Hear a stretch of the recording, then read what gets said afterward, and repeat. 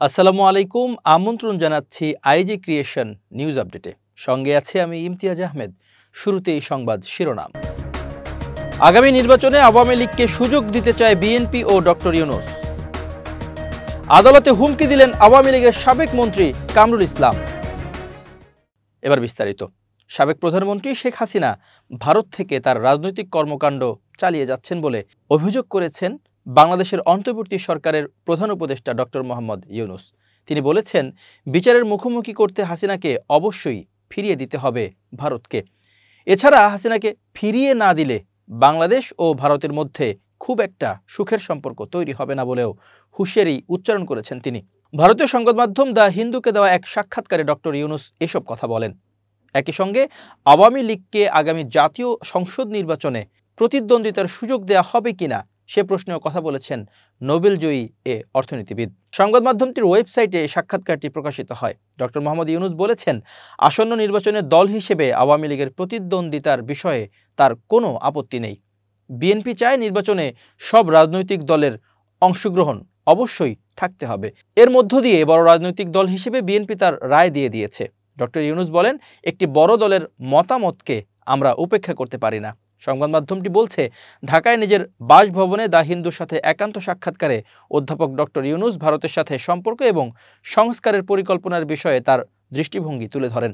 তিনি তার সরকার গঠনের 100 দিনের বিভিন্ন কর্মকাণ্ড নিয়ে কথা বলেন এবং উগ্রপন্থার উত্থান ও হিন্দু এবং অন্যান্য সংখ্যালঘুদের নিরাপত্তা নিয়ে প্রকাশিত প্রতিবেদনগুলোকে প্রোপাগান্ডা বলে অভিহিত করেছেন।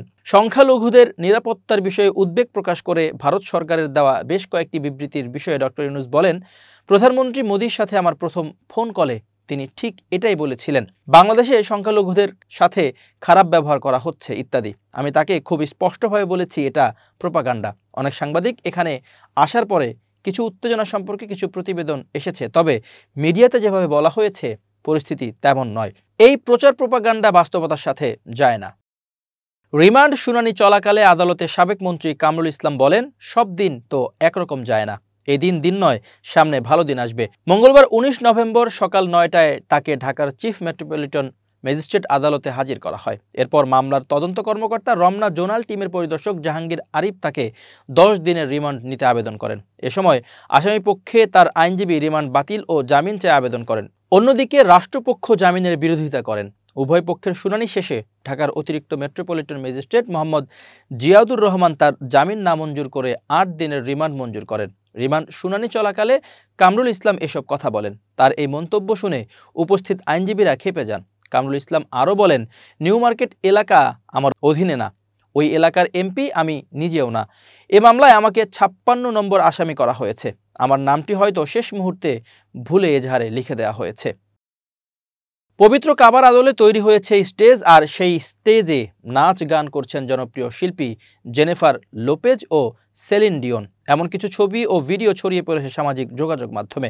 সম্প্রতি দেশটির রাজধানী রিয়াদে একটি ফ্যাশন শোতে দেখা গেছে এমন দৃশ্য, আর এরপর থেকেই বিশ্বজুড়ে শুরু হয়েছে সমালোচনার ঝড়।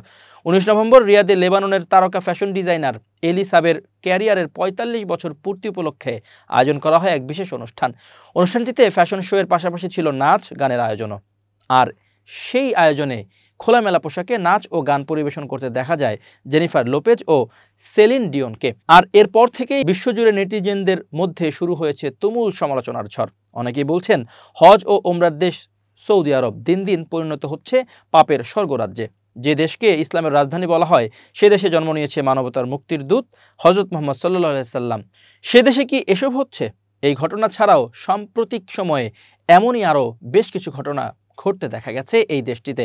2022-23 অর্থ বছরে সৌদিতে 900 মিলিয়ন রিয়েল মূল্যের সিনেমার টিকিট বিক্রি হয়, বাংলাদেশি মুদ্রায় যার মান হয় প্রায় 26 লক্ষ কোটি টাকা। ভবিষ্যতে কিভাবে এই সংখ্যা আরও বাড়ানো যায় তার জন্য সৌদি ফিল্ম কমিশন গঠন করেছেন মোহাম্মদ বিন সালমান। দেশটিতে বর্তমানে 69টি হল রয়েছে, যাতে 627টি পর্দায় প্রতিনিয়ত চলছে হলিউড ও বলিউডের সিনেমা। আর এসব সিনেমা মুসলিম সংস্কৃতি থেকে কতটা দূরে তা বলাই বাহুল্য। সম্প্রতি রুমি আল কাহতানি নামের এক মডেল মিস ইউনিভার্স প্রতিযোগিতায় অংশগ্রহণ করেন, যেখানে তাকে খোলামেলা পোশাকে কালেমা খচিত সৌদি আরবের পতাকা হাতে দেখা যায়। এই ছবিও সামাজিক মাধ্যমে তুলেছিল সমালোচনার ঝড়। এছাড়াও ইসলামে যেখানে মদ পান করা কঠোরভাবে নিষিদ্ধ, সেখানে সম্প্রতি বার খুলে মদ বিক্রির সিদ্ধান্ত নিয়েছে সৌদি সরকার। যদিও আপাতত এই বারে প্রবেশের অনুমতি পাবে শুধুমাত্র অমুসলিম বিদেশি কূটনীতিকরা। শুধু মদ বা সিনেমা না, সৌদিতে নিয়মিত হচ্ছে পপ কনসার্টও। বিশ্বখ্যাত বিভিন্ন পপ তারকা জাস্টিন বিবার, এমনকি কোরিয়ান পপ ব্যান্ড BTS এরও কনসার্ট হয় দেশটিতে। বিভিন্ন ছবি ও ভিডিওতে দেখা যায় কালিমার পতাকা সামনে নিয়ে দিব্যি চলছে পপ কনসার্ট। এছাড়াও নিয়মিত হচ্ছে বিভিন্ন শো, যাতে হলিউড বলিউডের তারকারা পারফর্ম করে থাকেন।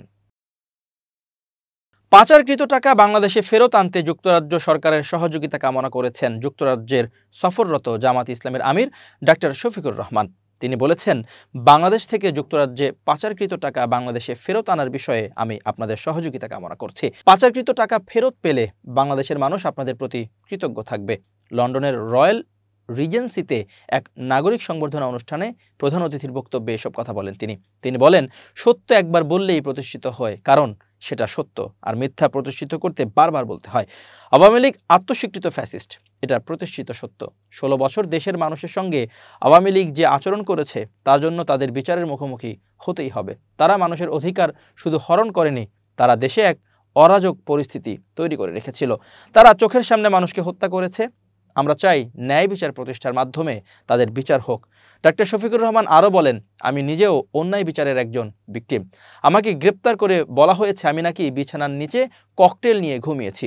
তিনি বলেন, 2009 সালের 25 ও 26 ফেব্রুয়ারি পিলখানায় বিডিআর সদর দপ্তরে সেনাবাহিনীর 57 জন চৌকস কর্মকর্তা ও তাদের পরিবারের সদস্যদের হত্যাযজ্ঞের মাধ্যমে আওয়ামী লীগ তাদের খুনের রাজনীতি শুরু করেছিল। ডাক্তার শফিক যুক্তরাজ্য সরকারকে ধন্যবাদ ও কৃতজ্ঞতা জানিয়ে বলেন, আওয়ামী লীগের দ্বারা নির্যাতিতদের আশ্রয় এবং নাগরিকত্ব দেওয়ায় আমি যুক্তরাজ্য সরকারের প্রতি কৃতজ্ঞতা প্রকাশ করছি এবং আশা প্রকাশ করছি আপনারা কোনো দুষ্কৃতিকারীকে প্রশ্রয় দেবেন না। জামাত আমির বলেন, আমরা একটি মানবিক বাংলাদেশ গড়তে চাই, যেখানে ধর্ম বর্ণ নির্বিশেষে প্রত্যেক নাগরিক স্বীয় মর্যাদার সঙ্গে বসবাস করবে, যেখানে আমাদের নারীরা মর্যাদা ও নিরাপত্তার সঙ্গে বসবাস করবে। আমাদের বিশাল ম্যান পাওয়ারকে আমাদের জন্য আশীর্বাদ হিসেবে গড়ে তুলতে চাই। প্রিয় দর্শক, শেষ করছি আইজি ক্রিয়েশন নিউজ আপডেট। আজ এ পর্যন্তই। ভিন্ন খবর নিয়ে দেখা হবে আগামীকাল। নিজেকে আপডেট রাখতে সাবস্ক্রাইব করুন চ্যানেলটি। নিয়মিত লাইক, কমেন্ট ও শেয়ার করে ছড়িয়ে দিন সর্বত্র। সুস্থ থাকুন, নিরাপদে থাকুন। শুভেচ্ছা অগণন।